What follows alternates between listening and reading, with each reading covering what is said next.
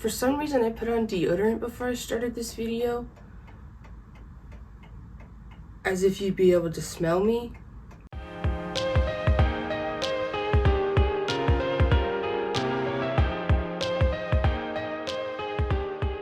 All right, it is January and it is cold and yet there is freshly fallen snow out my window. It's a lovely view if it wasn't just the side of my neighbor's house. But I thought I would do a quick little video about all the books I got for Christmas. I got probably like 10, I don't know, I don't have to count them. Most of the books that I got for Christmas I have read already, and I just wanted the physical copies on the shelf because I liked them. So, I don't know, let's dive right in.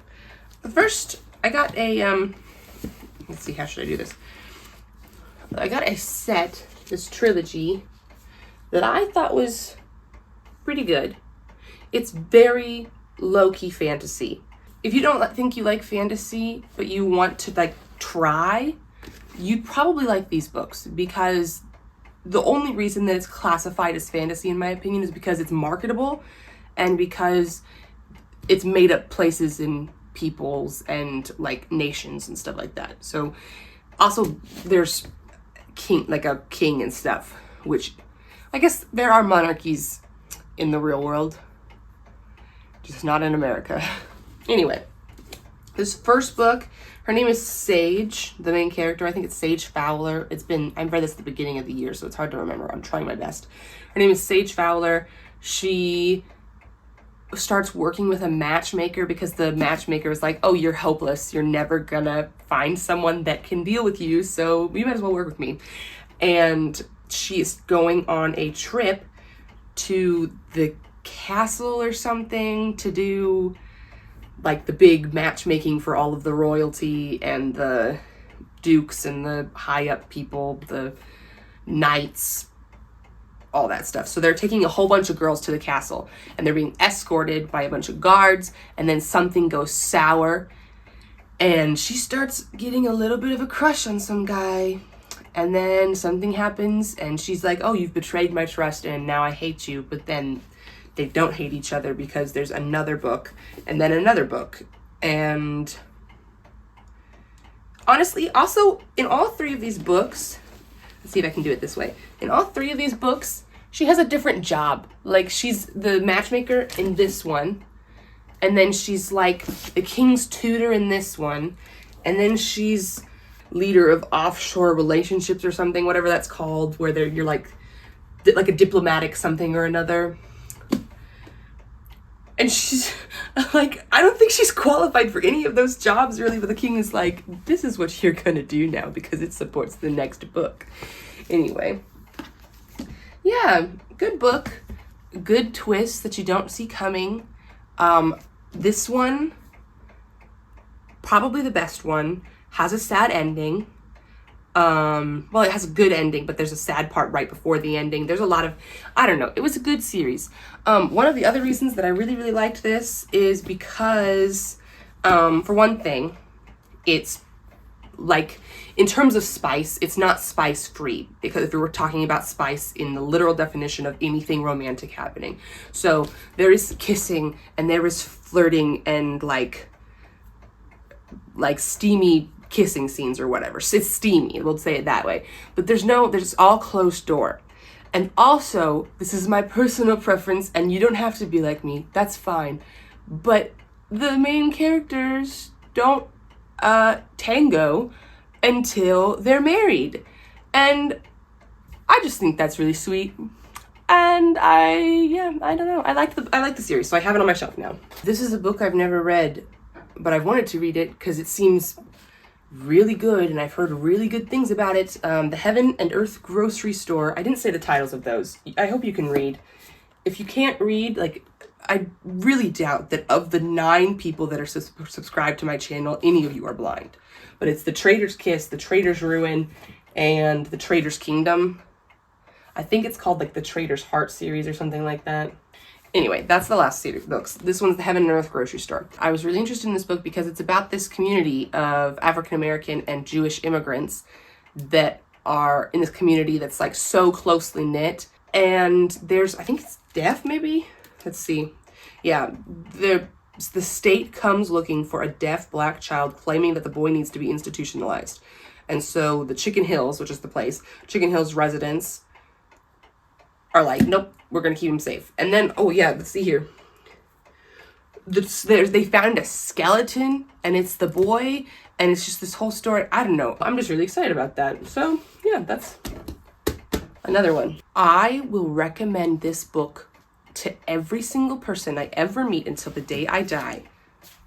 Everyone in my family has killed someone. I love this book.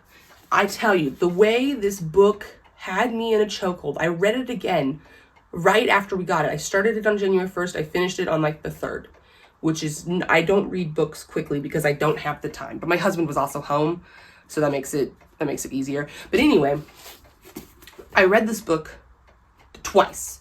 And both times I'm still like, this is the single most greatest piece of literature I've ever read in my life. It's so good. The twists are so good.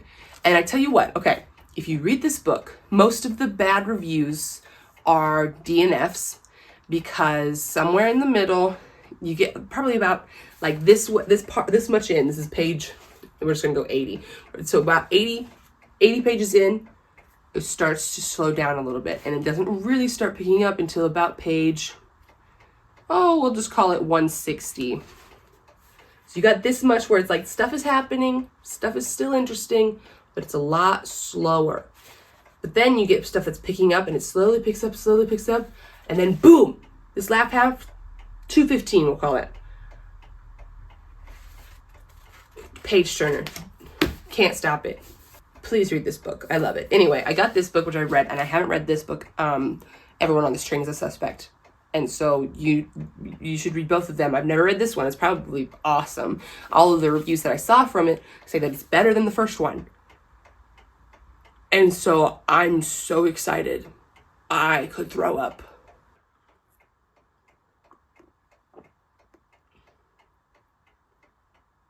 Yeah, I'm excited about that.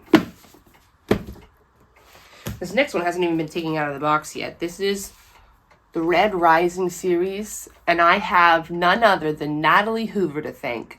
She is a booktuber on this here platform that I started watching when I first started doing this thing that I'm doing right now. And honestly, she's cool. Oh, my baby woke up. Do you want to show them any of your books? We can grab one of the new books that you got. Can you grab a book you got for Christmas? Did you get that for Christmas? Okay. First up, Curious George Goes to the Zoo. Oh, yeah. This is the one where George steals the bananas and feeds the monkeys. Do you want to show them another one of your books? You did get that one for Christmas. Mighty, we'll show them. We'll show the camera. Merry Christmas, Charlie Brown. And it's a look and find. That one would be hard. Let's see if there's one with Snoopy on it. We like Snoopy the best. That's Snoopy. Should we show him another one of your books? Let's show him one more book you got for Christmas. Okay, this one first. Curious George Discovers the Rainbow. Oh yeah, they're going through. They're packing so they can go on a hike. What is that? Moose. A moose! There they see it, and there's something glowing at the end of the rainbow. What do they find? The yellow hat. The man with the yellow hat. So the next books I got were the Red Rising series. Red Rising, Golden Sun, Morning Star. I am so thankful to Natalie Hoover for suggesting these.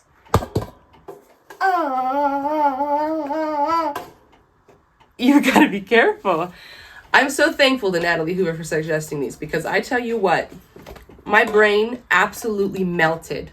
If you like sci-fi, which I would kind of classify these as, they're probably considered fantasy in the current marketing world, but this is one of the best sci-fi books I've ever read. The first book is very Hunger Games adjacent, And I love that. The second book is like the Star Wars meets the Hunger Games a little bit, kind of. I don't know. It's in space. And the third book is all on its own, just excellent. It's so good. Yeah, Anakin Skywalker. He's not in these books, but he could be. I thought Pierce Brown, 80 years old, had to be. He's been working on these books his entire life because they're so well thought out, and the plot is just excellent, and the world building is excellent, and I could scream. But he is a young man, probably no older than 30. I'd look it up, but you're my phone. The fact that a person that's close to my age came up with a book idea like this. Well, now we're no longer level, but that's fine. The fact that a person my age came up with a book series like this, and I have done nothing of the sort, makes me sad and feel like I'm wasting all my potential. And that's a good thing, really. So those are those three. I've read those. I love them. The next ones, I don't remember the order for these. Oh, no. Let's see. Iron Gold, Dark Age. This part. And then this one. Who that? That is Pegasus. Do you want to see it? Yeah. Do you want to read that book? Okay, you read that book. We're going to say what the book is called. It's called Lightbringer. I really hope that no one can see your face right now. Because I don't know how to do the pixelization thing yet. What should we name him? Should we name him Blackjack? Hi, Blackjack. What that happy? I think Blackjack is happy. So this is the series. We've got Iron Gold, Dark Age, Lightbringer, and there is a fourth one coming out this year, 2025, that I am very hyped about. And I wasn't going to read these ones until that one came out because I wanted to do it all in succession. But I think I'm going to have to. Hands off, please. Hug it. You can hug it in a minute, okay? Mama wants to finish the video. Okay, give it a hug. That's fine. Yep, give it a kiss. You're good. Give it a hug. Give it a kiss. You're very sweet. Are you ready? Ready? Okay. I don't know what these books are about other than the fact that it's in the same universe, but it has multiple POVs, I think. And I don't know. I really don't know what else to explain about it. I'm just so excited. Is it your turn to show a book? You want to show your book now? Okay. Let's show your book. This is another book. She got this one for, I think, just because. I think Amy bought it and was too excited not to give it to you. So let's find a page. Where's Snoopy? What is gonna be? Yeah. Every single page in this book has been taped. Not because of her. It came to us a little bit in a brittle condition. Also, you probably can't see very well. Let me come a little, let's bring it a little closer. She wants to name all of the characters. And so some of these characters are named. And to my classmates that I had in school, and to my husband's classmates that he had in school, you are being immortalized in this book. Because do you know how hard it is to think of, 50 unique names in one sitting? I thought of one unique name, and it took me 9 months. I can't do that again. This next book is a devotional that I got from my pastor and my bishop for Christmas, and he just subscribed to my YouTube channel, and so I don't want you to think that I'm adding this just because you subscribed. It was in the running already. I've been thinking about doing this video for like a week. So I'm not doing this because of you. But now that you're here, you made the video. This is a devotional, and it is, I mean, I don't really know how, not all devotionals are the same, but how do you describe a devotional? It's like, here's a little excerpt of writing that I did, and here's some Bible, and here's a guide to pray about it. That's what a devotional is most of the time. But it's really cool because it's I do not know how to say her last name. Nahara, maybe? Meg Nahara. We're going to pretend that that's right. I've listened to her podcast several times. You'd think I'd know how to say it. I'm really bad at names. I liked her stuff, so I'm excited about that. I already creased it, which I hate doing. I hate when that happens. No. Yeah, my precarious stack of books. It's dangerous, isn't it? That's gonna fall over. I don't want you to think that I'm weird. I'm going too far into the crunchy mom, and I don't think I can return. This book is about processed food and the way that it's chemically engineered to make you addicted, and I think that's really cool. I'm really excited. I'm 8 pages in, and here's the thing. I started writing in this book with this pen. And if I had a toxic trait, it would be this. I cannot use another pen in this book. And I stole that pen from my father-in-law. Oh my gosh, I just had a really bad intrusive thought. Okay.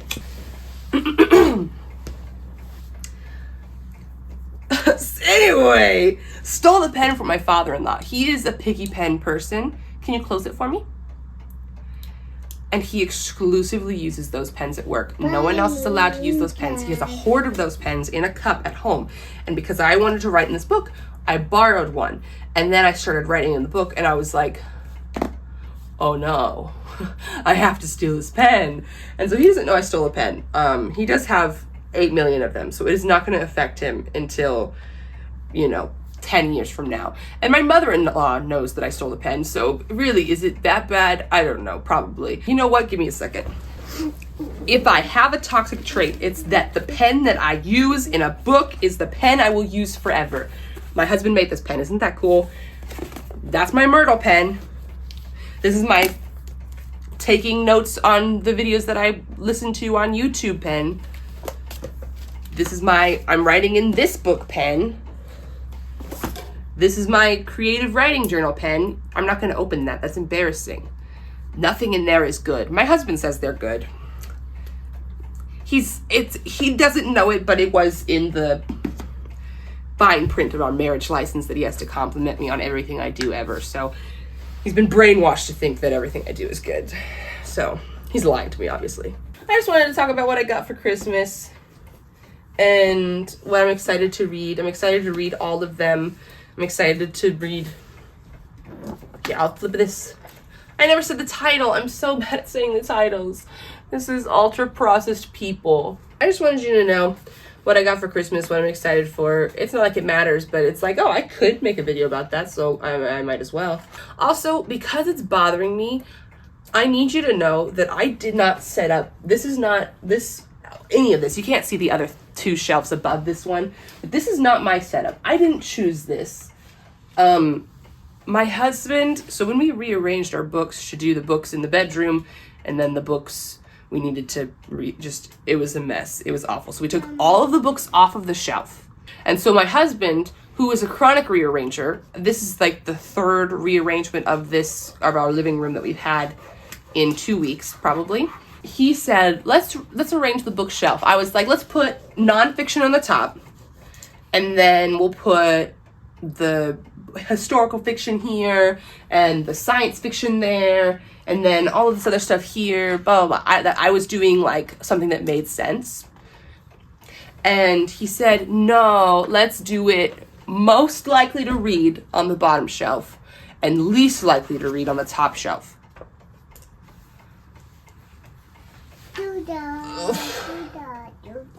That doesn't make sense. He knows that it makes me very upset. And I said, you're going to hate that. And in 2 weeks, we're going to have to rearrange it. And I think that he hasn't rearranged it or asked to help rearrange it because I said that. I should have kept my mouth shut.